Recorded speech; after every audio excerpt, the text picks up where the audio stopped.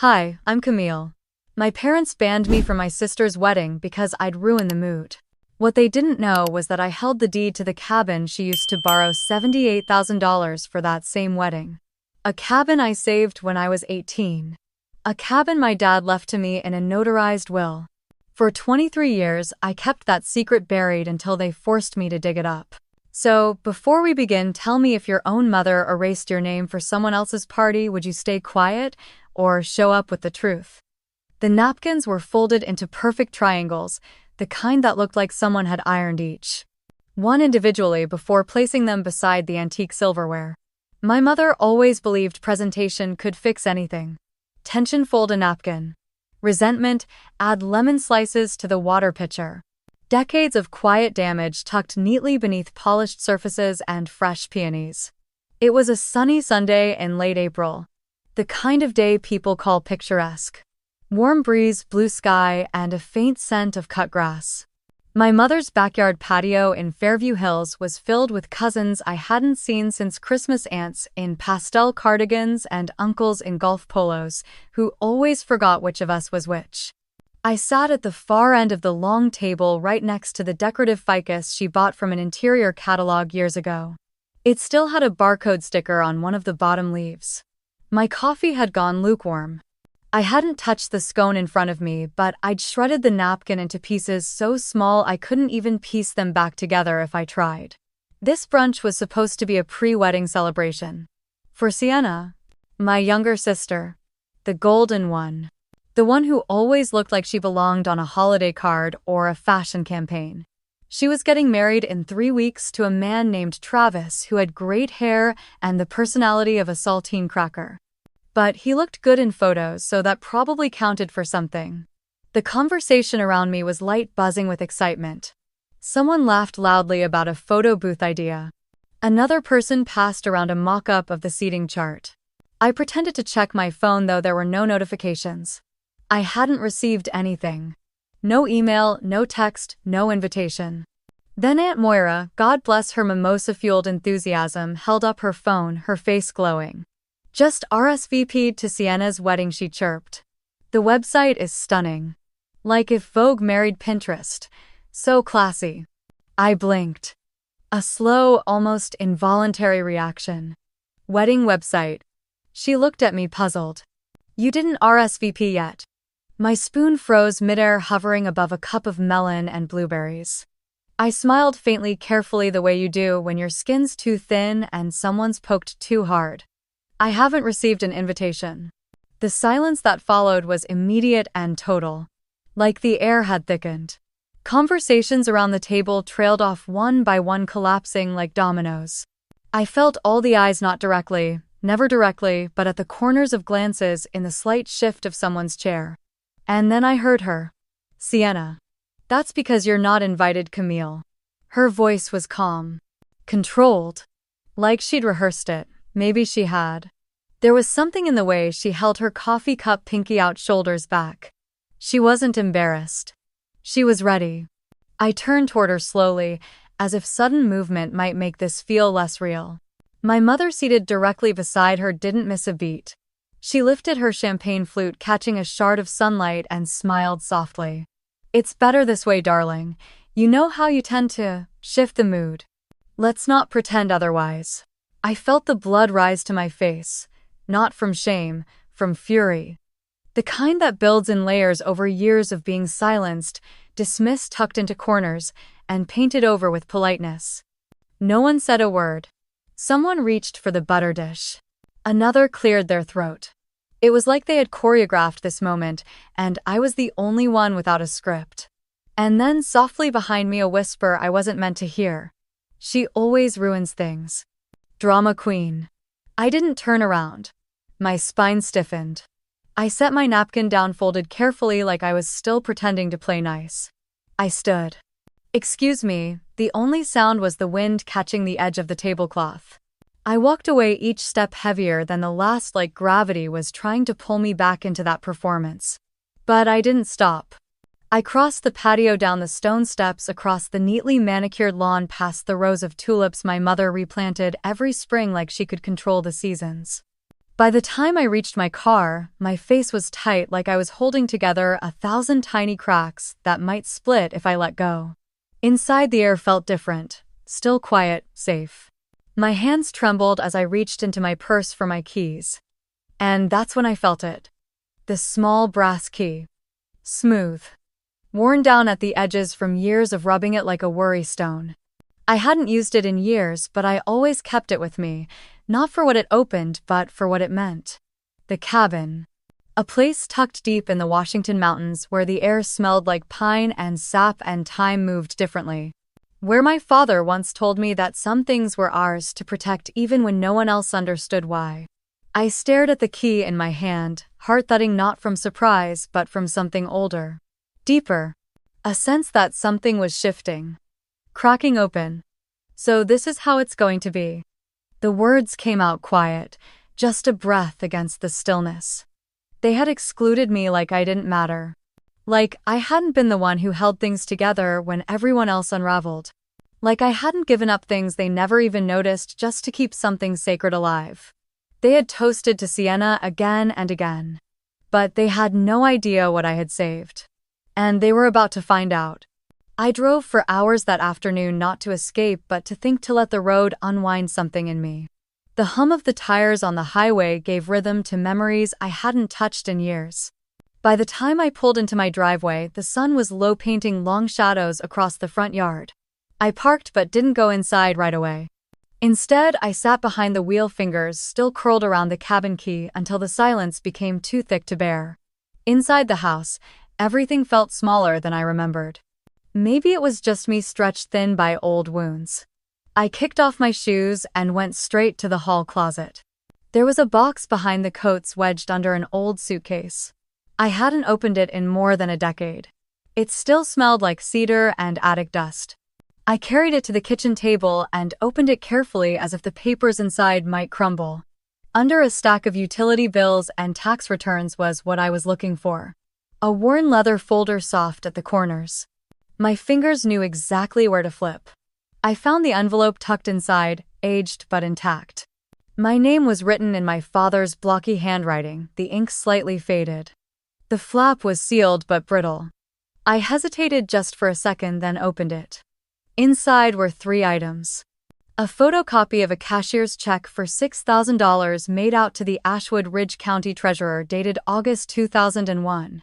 A handwritten letter on yellow legal paper. And a notarized deed transfer with my father's signature, mine, a notary stamp, and the name of a witness I didn't recognize at the time. My chest tightened. The letter was short but specific. He thanked me for saving the cabin when no one else noticed the county's final notice in the mail. He apologized for not being able to do more. Then he said the words I had carried with me, memorized without even meaning to. This place is yours to protect. Back then, I was just 18. My father had just come home from the hospital after his stroke, thinner than I had ever seen him, his voice quieter, like he was always running out of breath. My mother had been overwhelmed, snapping at everyone, too focused on prescriptions and insurance paperwork to notice much else. It was me who found the notice on the kitchen counter. A final warning from the county. If the back taxes weren't paid in 30 days, the property would go to auction. I remember walking into his room holding the letter like it was on fire. He didn't panic. He just closed his eyes, took a long breath, and said he would fix it. But I could see the weariness in his hands. I didn't tell him I had the money.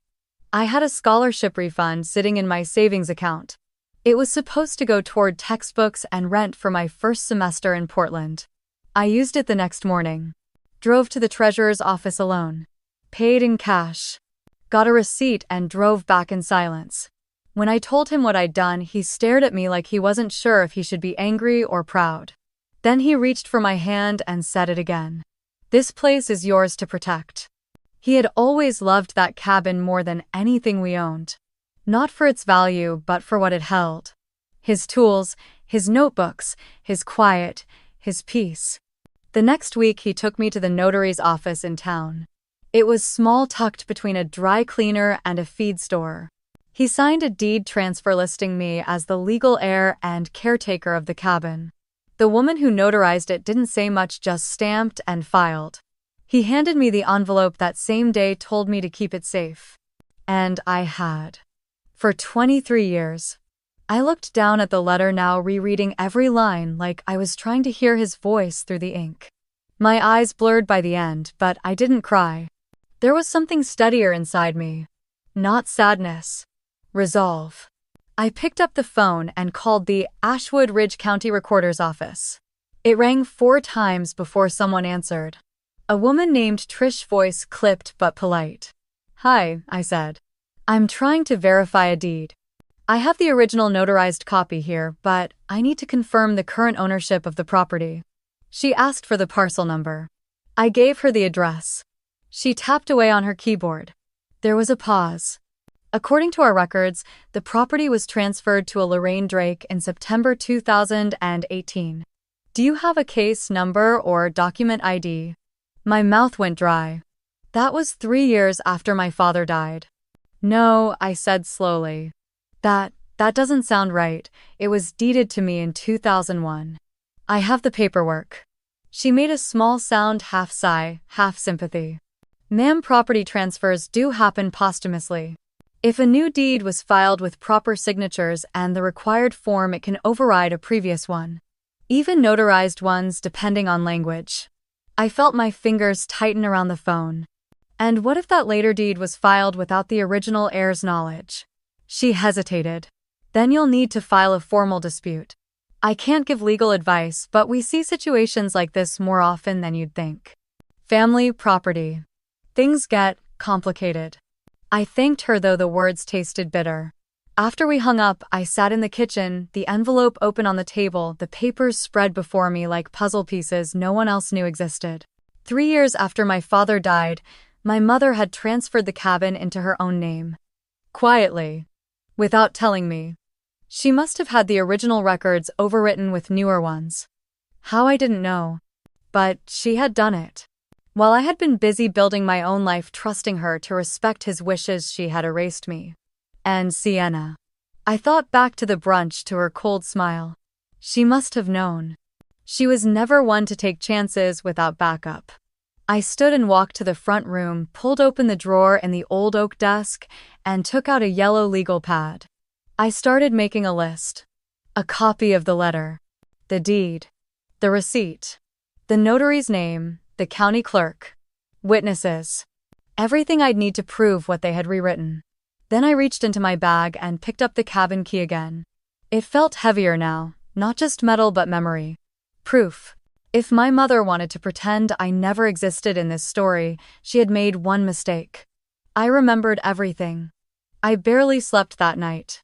The documents stayed spread across the dining table like some ancient map, and I kept circling them, rereading the notary seal, tracing my father's signature with my fingertip like it might suddenly offer a clue I had missed. At one point, I turned on the lamp, not because I needed the light, but because I couldn't stand the dark pressing in around me. By morning, I knew I needed to go back. Not to the county office this time, but somewhere I hadn't touched in over a decade. The basement storage. It was cold and smelled like old paint and cardboard. I opened the plastic bin labeled Tax Home Docs in Sharpie and pulled out folders thick with outdated statements. In the back, behind a crinkled stack of warranty receipts, I found it. A navy blue accordion file labeled Cabin. My heart kicked. I took it upstairs, laid it out next to the other documents, and began combing through the sections. Water bills, repair invoices, property tax payments. I reached the tab marked Finance and found something I hadn't remembered filing. It was a copy of a credit application from Harrison Federal Credit Union. The cabin's address was listed under Assets. The applicant was Sienna Drake. The loan amount was $78,000. Date issued the 12th of February of this year. My breath caught. I read it again, slower. Then again. The property she used as collateral was the same one I thought had still been mine. I stood up so fast the chair scraped back against the hardwood. My fingers were trembling. Sienna had used the cabin, the one I protected, the one Dad deeded to me as security for her wedding loan. I sat back down, clutching the edge of the table. The papers blurred for a moment as my eyes welled, but I didn't cry. Not from sadness. It was something sharper, something with edges. I thought of the brunch. The way she smiled when she told me I wasn't invited. The way Mom lifted her glass like it was a toast. I imagined them in some office together, filing papers behind my back, erasing me with each notarized stamp. I reached for my laptop and pulled up the Harrison Federal website. I logged in with the old shared account I had from years ago when Mom convinced me we should centralize everything for convenience. The login still worked. She had never removed me as a joint user. The loan showed up under recent activity. Secured loan. Property 709 Pine Hollow Road, Ashwood Ridge. That was the cabin. Status active. The payment summary showed funds were dispersed the same week she posted pictures of her custom floral installations on social media. Cream roses. Hanging hydrangeas. Handmade candle holders from a designer in Santa Barbara. I scrolled through the transaction notes. Down payment wired to Duval Events. Initial deposit to Rose and Vine Catering. A final note bridal suite reservation at Elbridge Manor. I couldn't stop shaking. This wasn't just betrayal, this was theft. Quiet, polished theft dressed up as family planning. I shut the laptop and stood pacing the kitchen. The tile was cold against my bare feet. A breeze slipped in through the cracked window above the sink, and it made the documents flutter slightly like they wanted to escape. I picked up the letter Dad wrote again. His words felt heavier now, sharper. This place is yours to protect. Back then, I thought it meant responsibility. Memory. The honor of carrying something forward, but now I could hear what I'd missed. It was a warning. He knew, he saw it coming.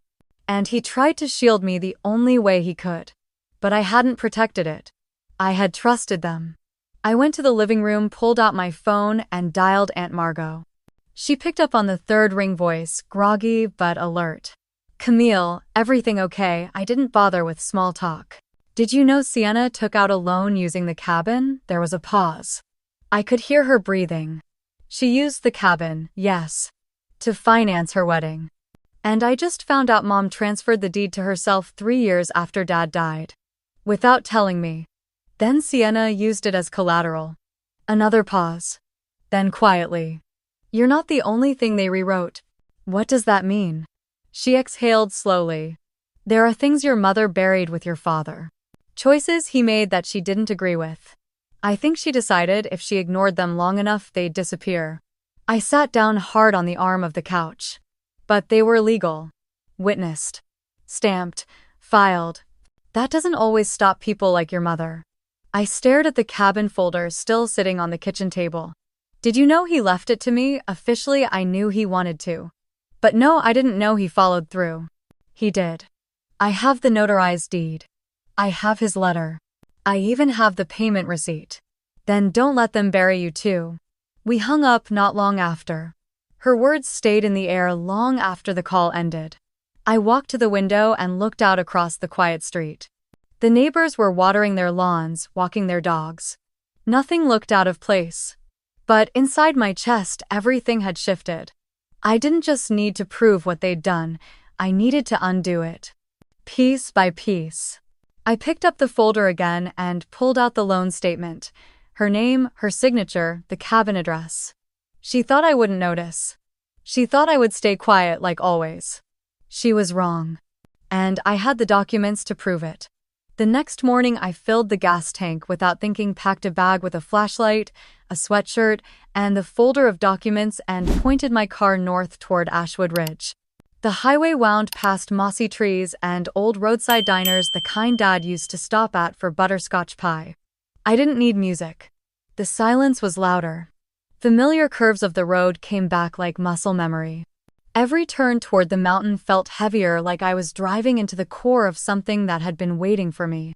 By the time I pulled into the gravel driveway late afternoon, light was spilling through the canopy of fir trees that bordered the cabin.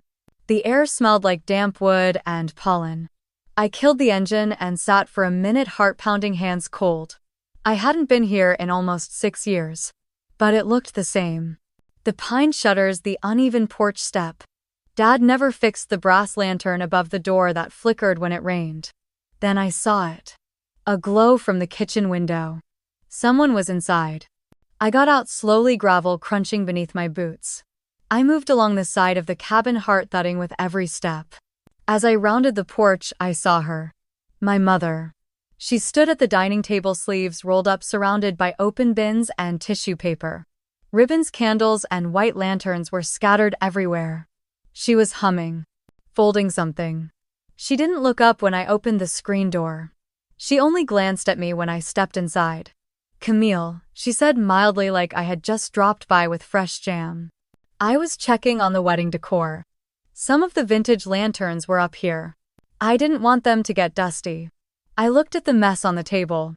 It wasn't just a few items. She had turned the entire cabin into a prep station for Sienna's wedding.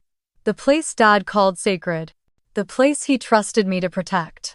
At midnight, she smiled faintly. "You're being dramatic again." I stepped past her, dropped the folder on the table, and unfolded the deed. The paper lay flat between us. Legal. Stamped. Dated. My name clearly printed. She didn't even blink. "That was never valid," she said. I stared at her. "It's notarized. It's filed. It's real." She gave a small laugh, the condescending kind she always saved for me. "Your father was not in his right mind when he wrote that. He had just come out of the hospital. He was emotional. He would have promised the moon if you held his hand." My voice dropped. "You're saying he didn't know what he was doing." "I'm saying he made a lot of promises he couldn't keep. Especially when it came to you." There it was. I reached into my coat pocket and pulled out the digital voice recorder. I clicked it on and laid it next to the deed. A tiny red light blinked. "Say that again," I said. "Say the deed wasn't real." Her eyes flicked to the device. "Oh, for heaven's sake.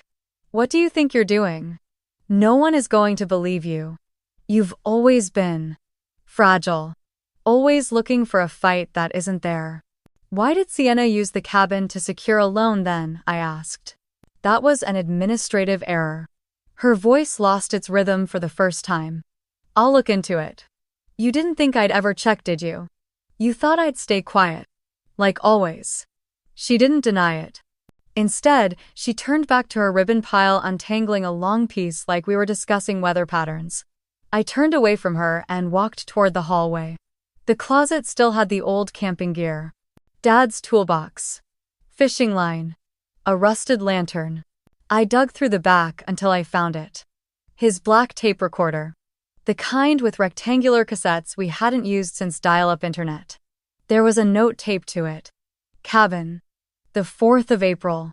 I popped in the cassette. Closed the flap. Clicked play. There was static. A pause. Then his voice. "If you're hearing this, something's gone wrong." I stopped breathing. I made it clear. Camille inherits the cabin. I filed the deed. I left instructions. If they try to change this, fight it. I named Frank Temple as witness. You'll find everything in my office. The recording clicked off. My knees buckled and I sat on the edge of the coffee table. The air left my lungs in one long exhale. He knew. He had known they'd try to erase me. And he left this. I looked at the recorder, still in my hands, blinking red. I replayed his voice. Once. Then again. Behind me, my mother stood silent, finally still. She had heard every word. "You don't belong here anymore," she said quietly. I stood up slowly. "I do. Legally. Morally. Emotionally." I walked past her, hand brushing the doorframe as I stepped outside. The air smelled like pine and rain. For the first time in years, the cabin felt like mine again. Not because it was peaceful, because it remembered. I stepped off the porch and into the dusk, gravel crunching beneath my boots as I made my way back to the car. The pine trees swayed gently in the evening breeze, and for a moment I stood still beside the driver's door, breathing in the cool mountain air. My mind wasn't quiet, but something inside me had shifted. My father hadn't just left behind a piece of property. He'd left a message buried in cassette tape and legal paper that whispered through decades and dared me to listen. By the time I got home, it was nearly 10. The porch light was still on, casting a golden circle over the front step. I left the cabin documents on the passenger seat for a second longer before finally grabbing them and heading inside. I made tea. I didn't drink, paced from the kitchen to the den and back again. My heart was steady, but my thoughts were wildfire. I opened my laptop and pulled up the HOA portal for Pine Hollow Estates. I found the directory and scanned for the name I remembered from years ago. Ellie Carver. Board chair, still there. I clicked on the contact form, attached scans of everything: the deed, the notary statement, the letter from my father, and a photo of the cassette recorder with his handwriting taped to it. My message was short. Hello, Miss Carver. I am submitting official documents confirming my legal ownership of the property at 709 Pine Hollow Road. Please confirm the HOA's records reflect this status. Additionally, I understand a request was made to use this property as a wedding venue. I am requesting full clarification of that request and confirmation of my authority to approve or deny. Regards, Camille Drake. I hit send. The moment I did, a weight left my shoulders, a small one but real. The response came the next morning at 8:43 a.m. Dear Miss Drake, thank you for your submission. Upon review of the attached documentation and our internal records, the HOA confirms that you are listed as the legal title holder of 709 Pine Hollow Road. A venue usage request was submitted under the name of Sienna Drake for an event scheduled May 11. Please confirm whether you approve this request. Respectfully, Ellie Carver, Pine Hollow HOA. I read it twice. Then again. No emotion came. Just certainty. I opened a new email window, typed 2 words. Use denied. Then I closed my laptop. At first the silence held. Hours passed. I swept the kitchen, reorganized a shelf, took a walk around the block. But around 3 in the afternoon, the buzzing began. It started with a ping on Instagram. A tag. Someone had posted a story and linked me in it. I opened the app and there it was. A photo clearly taken at brunch. Blurry but unmistakable. Me walking away from the table, back, rigid hair in a loose twist, one hand clenched by my side.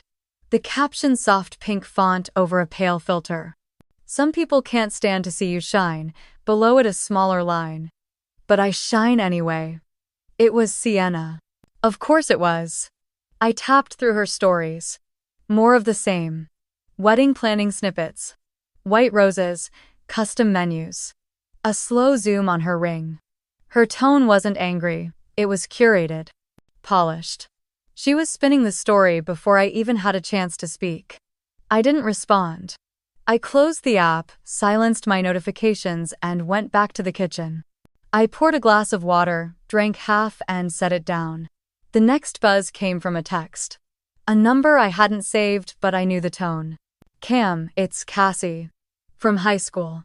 You okay? I stared at the screen. Then another message came through a minute later. Saw something going around on Insta. Heard about the cabin. Just. Are you doing all right? I didn't reply. Not immediately. I walked into the living room, pulled out the folder again, and laid everything back out. I wasn't looking for anything, I just needed to see it. To touch the evidence of what was mine. The deed. The recording. The notarized form. My father's signature. My name. The cabin was never just property. It was protection, a promise. And now it was leverage. Another message came through. This time not from Cassie. Unknown number. What are you doing? Everyone's talking. No name, no punctuation. Just that. I exhaled through my nose, walked to the back door, and stood outside. The wind had picked up. My neighbor across the street was unloading groceries from her trunk, completely unaware of the storm gathering in my life. What am I doing? I was correcting the lie they built on my silence. I walked back inside, picked up my phone, and finally texted Cassie. Not sure what you've heard, but I'm not ruining anything. I'm reclaiming what was stolen. 3 dots appeared. Then disappeared. Then reappeared. Then nothing. It didn't matter. The truth had a funny way of spreading once it found a crack. And the first one had just opened. I hadn't planned to go. Not really. But the moment Sienna posted her brunch outfit on Instagram with a caption that read, "Ready to celebrate love with my people," something shifted in my chest. It wasn't anger, it was clarity. She had erased me from her guest list, but I was still on the deed. Still in the foundation. She could hide my name on her seating chart, but not from the paperwork. Or the truth. I pulled the gray dress from the back of my closet. It was simple, tailored, clean. The kind of dress that didn't ask for permission to belong in a room. I tied my hair into a low knot, minimal makeup, and slipped into black flats. My reflection stared back with a kind of stillness I hadn't seen in years. It didn't look like revenge, it looked like composure. The brunch was held at the Elbridge Country Club, all marble floors and high ceilings polished to the point of reflection. I pulled into the circular drive and handed my keys to the valet. He hesitated for a half second, glanced down at his clipboard, then back at me. "Name, ma'am, Camille Drake." He blinked unsure, then handed me the ticket without another word. That was the first ripple. Inside, everything was lavender and gold. The tables were covered in soft linen. Towering arrangements of white orchids and pale pink tulips filled the air with an artificial sweetness. Name cards etched in gold foil glittered under the chandeliers. I walked in quietly, not expecting a welcome. I didn't need one. The conversations at the front tables dipped as I entered. A few heads turned. Then more. Eyes flicked from face to face like dominoes falling. I walked with purpose, scanning for an empty seat. There wasn't one. That was the point. I stood behind the last row where the light from the windows barely touched the carpet. My hands rested gently on the back of an empty chair, though I never sat down. I didn't need to. I just needed to be visible. Sienna spotted me first. Her eyes widened just enough to register discomfort before her mouth stretched into a practiced smile. She leaned toward her fiancé, Trent, who didn't look my way at all. Her fingers twitched against the tablecloth. Her face said grace. Her posture said panic. The planner appeared next. Mia, young, high-strung, always holding a clipboard like it was a lifeline. She moved between tables, checking timing with the servers, then leaned in to whisper something to Sienna. I saw it unfold in slow motion. Mia glanced at her tablet, blinked, then looked up. "Excuse me," she said, her voice louder than she realized. "Sorry to interrupt, but we're still showing Camille Drake as the cabin owner on the venue permit. Just want to confirm whether that's being updated before the ceremony paperwork gets filed." You could hear the champagne fizz. The room went still. A fork clinked. Somewhere someone inhaled too sharply. One guest murmured just barely above a whisper. "Oh, so it's true." Sienna froze. Her smile faltered, lips pressing into a thin line. She didn't respond. Lorraine didn't miss a beat. "Handle it," she said through her teeth, eyes never leaving her plate. Mia looked between them, clearly confused. "Of course. I'll wait for the update then." She stepped away, already typing on her tablet. I reached for the coffee carafe on the side table and poured myself a cup. Slowly. Steady hand. The porcelain clinked just once against the saucer as I lifted it. I took a sip and let the silence settle. No one dared speak to me. But everyone watched. And in that moment, I wasn't the forgotten older sister. I wasn't the difficult one. I was the name on the deed. The crack in their perfect story. I caught Sienna's eye just long enough to offer a soft smile. Not smug, just knowing. She looked away. Fast. Trent shifted in his chair but still never looked at me. Lorraine adjusted her pearls like it might anchor her in place.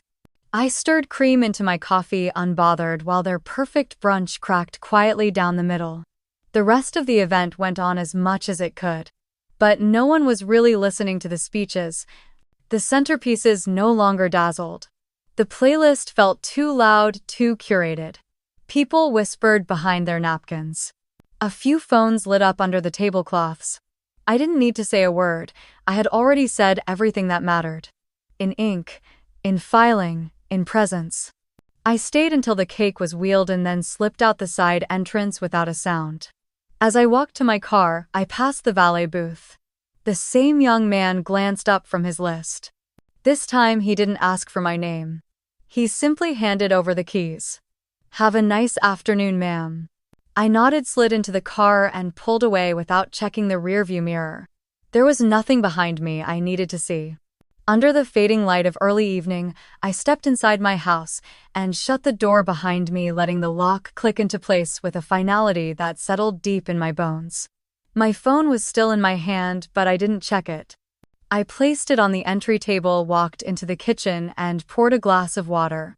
My fingers trembled only slightly as I raised the glass to my lips. There was no satisfaction in what had happened at the brunch, only confirmation.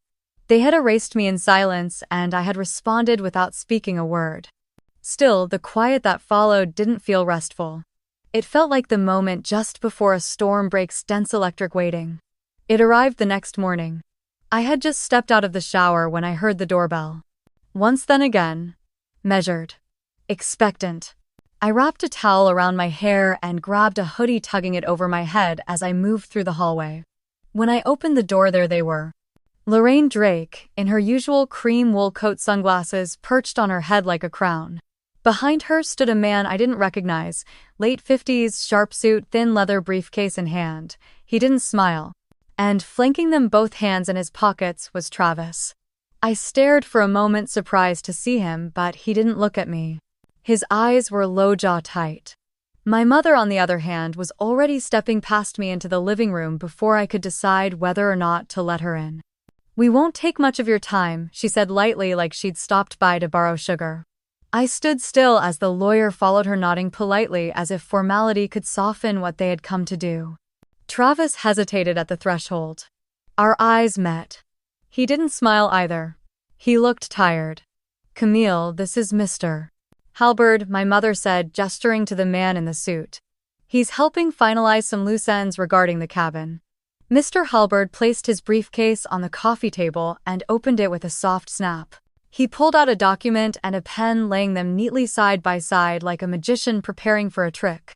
"We'd like you to sign a custodianship acknowledgement," he said smoothly. "It simply confirms that your father designated you as a temporary caretaker of the property, with the understanding that full ownership would revert to the family once certain milestones were reached." I blinked. "This isn't real." "It's a standard document," he replied, still calm. "Your father may have filed papers years ago, but verbal agreements often supplement written ones. This acknowledgement simply reflects the arrangement your family followed in practice. Number."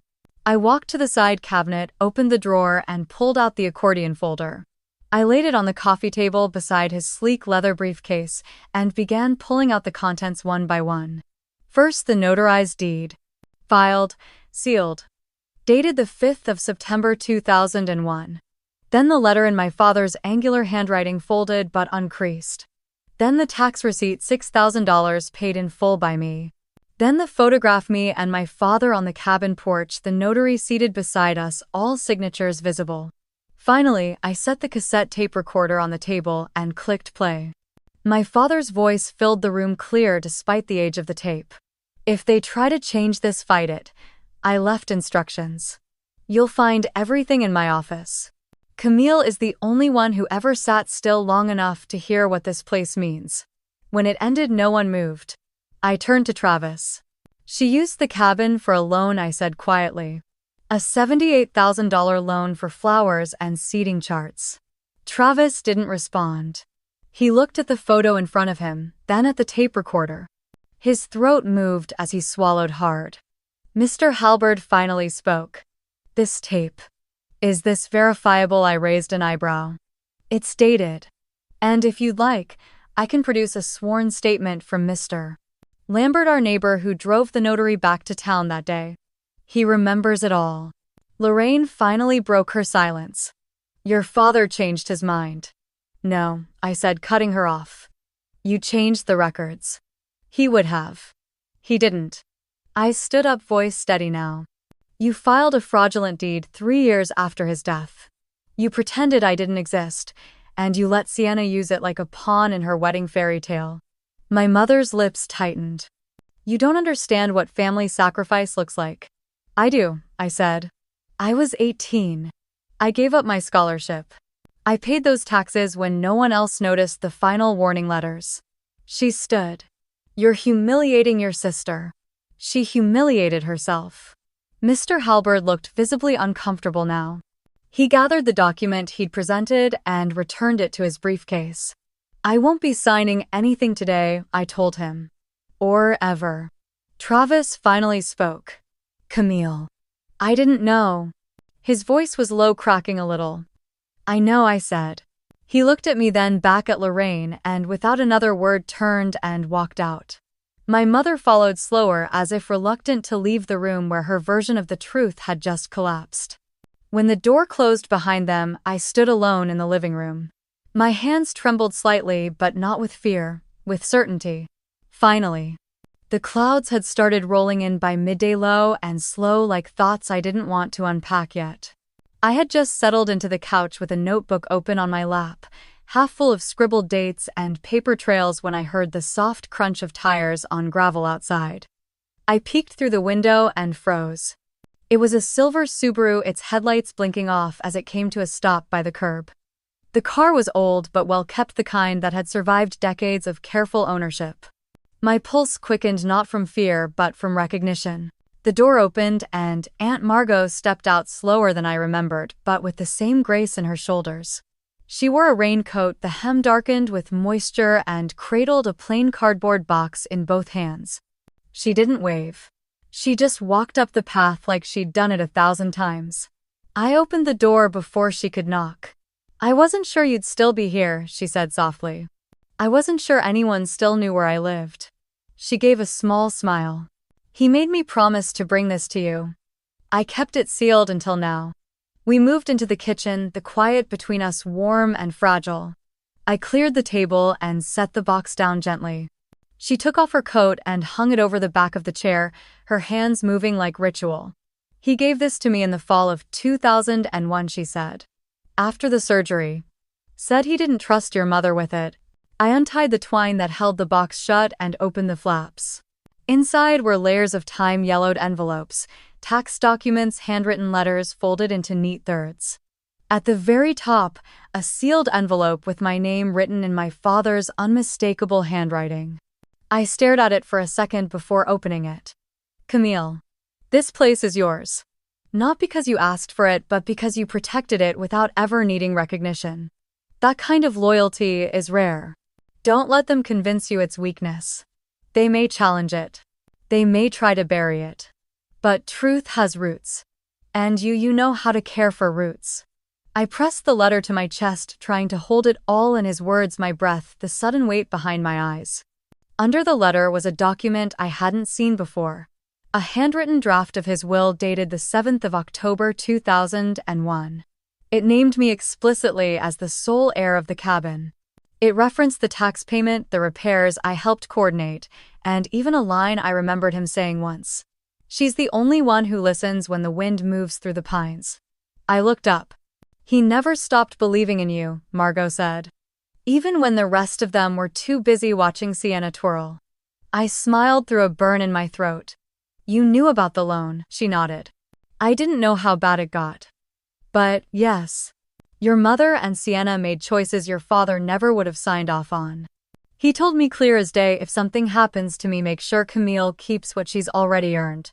And the taxes. She pulled another slip from the box.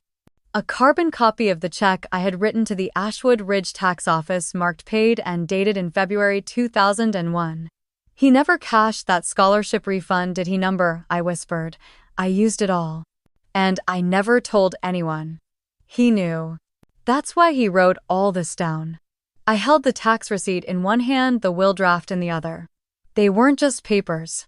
They were proof of something I had felt for so long, but had never been able to say aloud, that I mattered to him in ways beyond words. That I hadn't imagined it. I had protected the place that carried his spirit even when no one else thought it worth saving. We sat together in silence. The kind of silence that wasn't awkward or empty but reverent.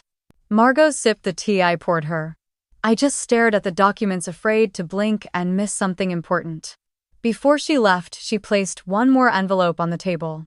What's this? His last note. I kept it tucked in my jewelry box. Couldn't bear to let it go until now. I opened it slowly. Camille. If they turn this into a battle, don't let them twist you into someone else. You don't have to yell to be heard. You don't need to burn things down to protect what matters. Just be who you've always been. That's what saved this place. That's what will save you. When I looked up, Margot's eyes were glassy too. He was proud of you. You know that, right? I nodded. For the first time in years, I really did.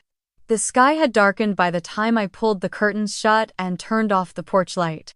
Inside, the kitchen still smelled like mint tea and pine, and the photographs were spread across the table like pieces of a map I had forgotten I owned.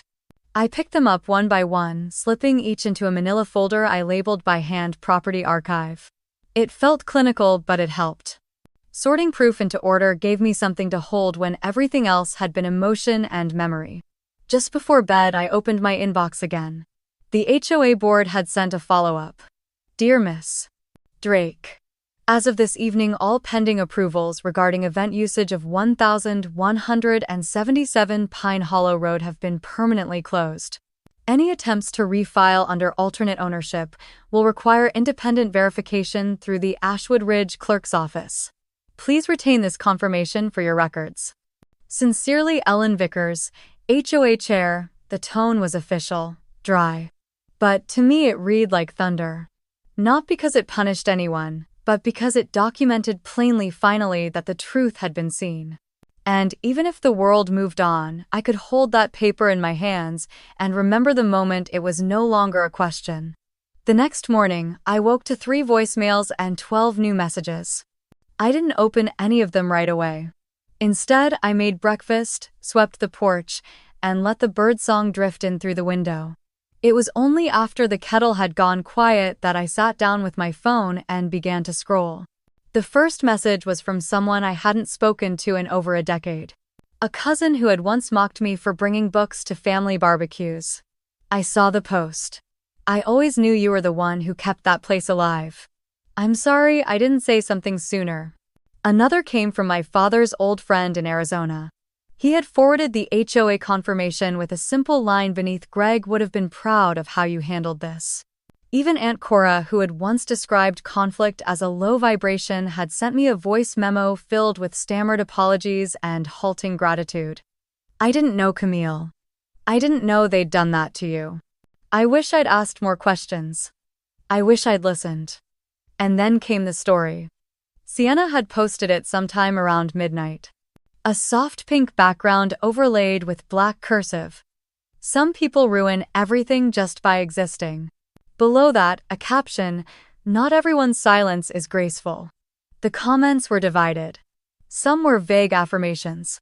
Others questioned what she meant. One asked outright if she had lost her venue. But one comment stood out. It read, "Sounds like someone finally told the truth. No username, no profile picture. Anonymous." But it had 5 likes and no replies. By noon, I had heard from the photographer again. He texted me this time apologizing for the awkward drop-off the day before. She wanted your image out of everything he wrote, said you'd taint the aesthetic. I didn't agree, but I didn't argue. I just kept the extras. I figured one day maybe they'd matter. They did. I thanked him. He didn't respond right away, but that was fine. Gratitude doesn't always need applause. Late afternoon, I received a knock at the door. Not forceful, just a gentle triple tap. It was Ellie Carver.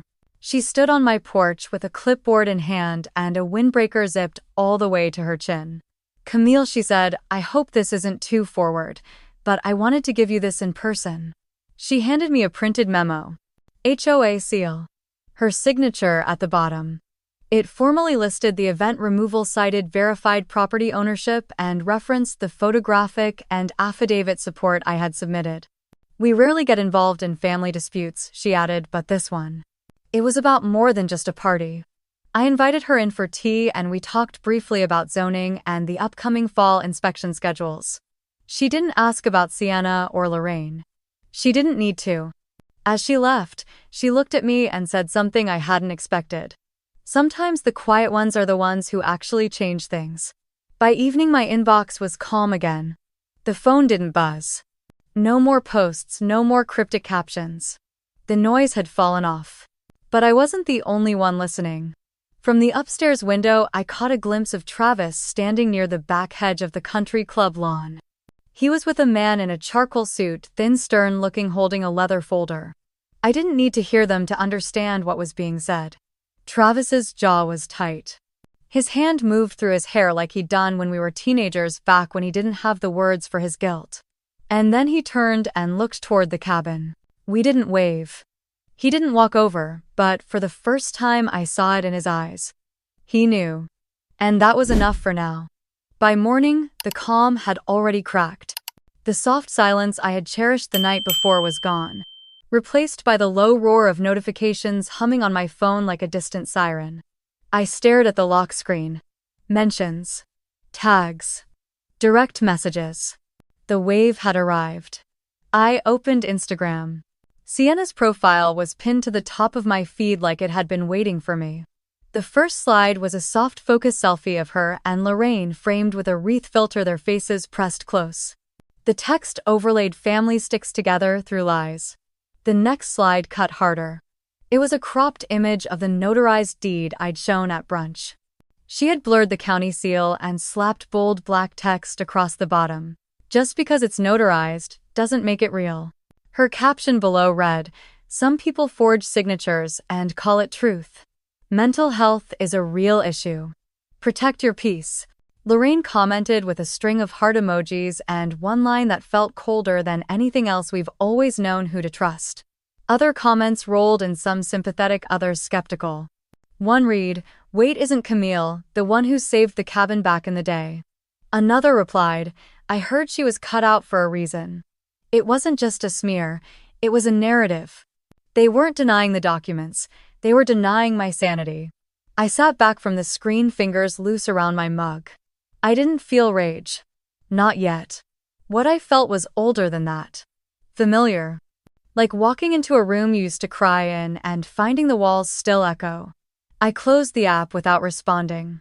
Instead, I turned to the folders spread across my dining table. Legal, property, correspondence, testimony. I had been organizing them for days, but now I moved with purpose. I printed clean copies. I added date tabs. I clipped a fresh label to each envelope. I inserted the HOA ruling, the permit, the voice recording transcript, the affidavit from Mr. Lambert, the letter from Aunt Margot. I wasn't prepping for war. I was preserving history before someone else burned it down. At noon, the doorbell rang. I wasn't expecting anyone. When I opened it, I found a familiar figure standing on the porch. Mr. Howard Lane. Former neighbor, now nearing 80. His presence brought a sudden rush of memory: rusted lawn chairs, lemonade in jelly jars, his quiet laugh the summer. My bike chain broke and he fixed it before I'd finished crying. He held a folded page in his hand. "I hope this isn't a bad time," he said. "Never for you," I answered, stepping aside. He came in still wearing his windbreaker despite the afternoon sun. "I saw some of what's going around," he said, voice low. "And I remembered something I figured might matter." He handed me the paper. A photocopy of his calendar from 23 years ago, the 14th of April 2001. "Drop-off notary at cabin, Greg." "You remember that day?" I asked. "I do. Clear as anything. Your father called me early that morning. Said the notary's car wasn't great on hills and asked if I'd drive her up. I picked her up from the diner in Ashwood. She had the whole kit, briefcase, embossing, seal, the works. You saw them sign no, but I waited on the porch. She came out, document in hand." Greg shook her hand and told her, "Thanks for helping my daughter protect what's hers." Then he turned to me and said, "If they try anything, she's got this." I swallowed hard, throat dry. "Would you be willing to sign a statement, maybe even testify if it came to it?" He nodded immediately. "Happy to. I've got nothing to gain but peace. And I hate seeing people get erased." He stayed a while longer.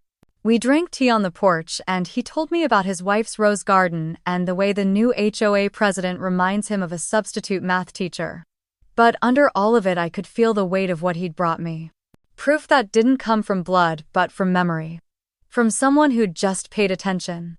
After he left, I typed up his statement, printed it, and added it to the witness folder. I labeled it Lane, primary support. Then I scanned it and backed it up to a cloud drive I'd created that morning. Just in case. I wasn't scared. But I wasn't naive. Sienna and Lorraine didn't care about the cabin. Not really. They cared about the wedding, the narrative, the spotlight. And now that their version of events had cracked in public, they were going to do everything they could to glue it back together with glitter and spin. Sure enough, an hour later my email pinged, a formal message from Lorraine's attorney. Polite. Vague. Concerned about public misrepresentation and family defamation. Hinting at a cease and desist. Suggesting a resolution could be met privately for the sake of legacy. I didn't reply. Instead, I drafted my own email. Addressed to my attorney, a quiet woman named Yvonne Briggs who once defended a local librarian being sued for refusing to purge banned books. I'd met her at a community panel last year and remembered her card. I found it pinned to the back of my fridge calendar and slid it into the folder marked Counsel. I attached every document, every scan, the HOA ruling, the county's seal, Mr. Lane's affidavit, Margot's packet, the deed, the tax payment proof, my father's audio, and a single line beneath it all. This is the truth. If they want to fight, I'm ready, and I was. The air was cool when I stepped out of the car, but my palms were sweating. The Ashwood Ridge Community Center didn't look like the kind of place where battles were fought, but I knew better. Truth rarely required grand stages. Just enough light and the courage to speak it aloud. I carried the folder pressed to my chest like armor.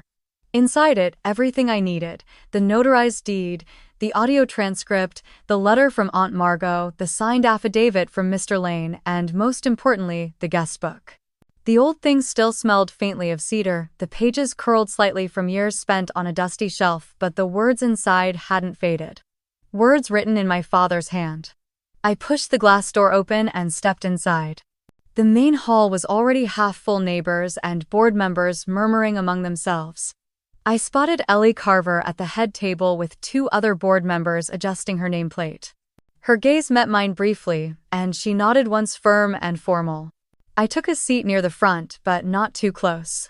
I didn't want to look like I was staging a coup, just telling the truth. Ellie called the meeting to order. First on the agenda was a landscaping dispute. Then someone raised a concern about a fence being too close to the sidewalk on Sycamore Drive. I waited eyes on my folder until Ellie finally reached item 3. We've received a formal request to revisit the usage rights of Parcel 48C, known locally as the Drake Cabin, in light of disputed ownership and recent public claims. Miss Camille Drake has asked to speak. Miss Drake, the floor is yours. I stood slowly, every eye tracking my movement. I didn't rush. Thank you. I promise to keep this brief, but I will be thorough. I opened the guest book first. The bookmark guided me to the right page. I held it up. This is my father's handwriting. April 2001. I read it aloud. This place belongs to Camille. If you're reading this, it means she protected it. Silence fell like a dropped curtain. I set the guest book down gently, then retrieved the letter from Aunt Margot. I held it up. My aunt found this among my father's original records. It references the back taxes I paid as a teenager using my scholarship fund. It references my father's wish that I inherit the cabin directly, which he later formalized through this deed. I slid the notarized document onto the table. Then the audio transcript. Then the affidavit from Mr. Lane. Mr. Lane is a lifelong resident. He drove the notary to the cabin that day. He saw her leave with the signed document in hand and heard my father affirm the transfer. I also brought this. I clicked play on the old cassette player. My father's voice, raspy but unmistakable, filled the room. If they try to change this, fight it. I filed the deed. I left instructions. I chose Camille because she never asked to be chosen. She just showed up. When the recording ended, I let the silence linger. Then I said simply, I never wanted this to be public. But I won't let the story be rewritten. This cabin wasn't a venue. It wasn't a bargaining chip. It was a promise. And I kept it. I stepped back and sat down. No one spoke at first. Then slowly, a pair of hands began to clap. Not loud. Just honest. One clap became two, then three. Then the room echoed with steady applause, not polite, not performative, but real. I looked down, heart thudding. When I looked up, Sienna was already on her feet.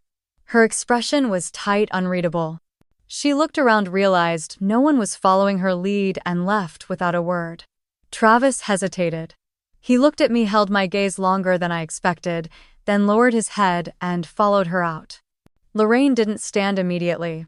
She sat still, unmoving. For the first time in my life, I saw her look small.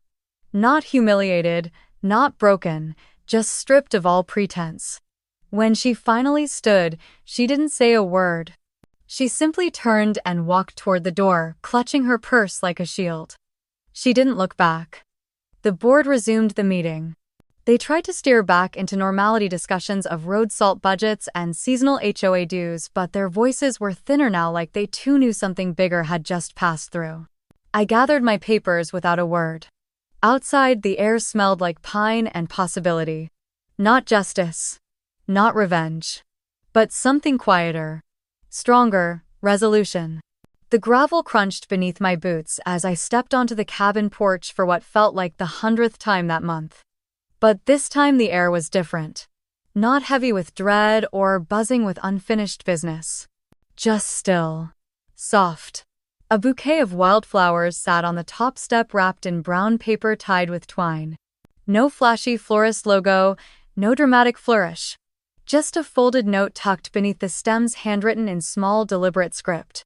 I always knew. I just didn't speak. Aunt Margot. I sat on the step, the bouquet in my lap, the note still between my fingers. For years her silence had felt like absence, but now it felt like endurance, like waiting for the right moment to lean in. The wind stirred gently. Not angry, not warning. Just there. I pulled out my phone and scrolled down to my saved voicemails. It had been a while since I listened to the one I could never quite delete. My father's voice crackled into my ear like static from a dream. You never asked to be chosen. That's why I chose you. If they ever forget that, don't let them take it from you. I closed my eyes and let the words sit with me. It wasn't about winning, not really. It wasn't even about the cabin, it was about knowing that I hadn't imagined it. That the quiet love my father gave me, the trust he handed me in paper and ink, was real. And it mattered. I stood and unlocked the front door. The scent of pine and dust welcomed me like an old friend. I walked to the small wooden table by the entryway where my dad used to keep his flannel caps and the fishing licenses he always forgot to renew. I pulled out a folded sheet of paper and uncapped a pen. They thought I'd ruin the mood. But all I did was reveal what they tried to bury. I placed the note under the edge of a smooth river stone. Not for them, for whoever came next. A reminder that some truths don't need to be shouted, they just need to be left in plain sight. The light through the window shifted, catching motes of dust in its path like tiny dancers. I didn't linger, there was nothing left to arrange or sort. No more papers to file, no recordings to unearth. The truth had done its work. The rest belonged to time now. As I stepped off the porch, the breeze brushed against my cheek, not like a slap or a warning, but like a sigh. For the first time in years, I didn't flinch.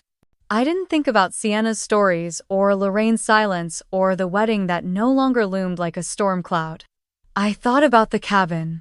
About the girl who once sat cross-legged beside her father, helping him stain floorboards, and falling in love with the sound of trees swaying above them. That girl had held the line, and she'd made it all the way back. I reached my car and paused, looking back at the porch one last time. No fireworks. No dramatic closing of the door. Just stillness. And then I smiled. Not out of spite or pride, but because it finally felt like mine. Not the cabin. The story. The truth. I slid into the driver's seat and turned the engine. The road curved gently out of the forest, and for once I didn't look in the rearview mirror. At the stop sign near the edge of the ridge, my phone buzzed with a new message. This one was from Ellie Carver. HOA records updated. Property confirmed under Camille Drake. Public notice issued. No further disputes pending. Short. Final. I let out a long breath, folded my phone shut, and kept driving. Somewhere down the road, a diner glowed with neon letters. I didn't need coffee, but I stopped anyway. Inside, the waitress handed me a menu and smiled. Long day, no, I said. Just a long story. She laughed lightly and walked away. I looked out the window. Someone had folded a napkin into the shape of a leaf. It sat by the sugar packets, slightly lopsided, like someone hadn't quite remembered how to do it but tried anyway. My father used to do that when things got tense at dinner. A leaf from a napkin. A peace offering. I traced the edge of it with my finger, then leaned back and let the quiet fill the space. Not empty. Not broken. Just finally at rest. And now maybe it's your turn. If your parents ever chose a lie over you, would you speak up or would you stay quiet to keep the peace? Tell me in the comments. Because sometimes the ones they say will ruin the mood are the ones who remember how it was built in the first place.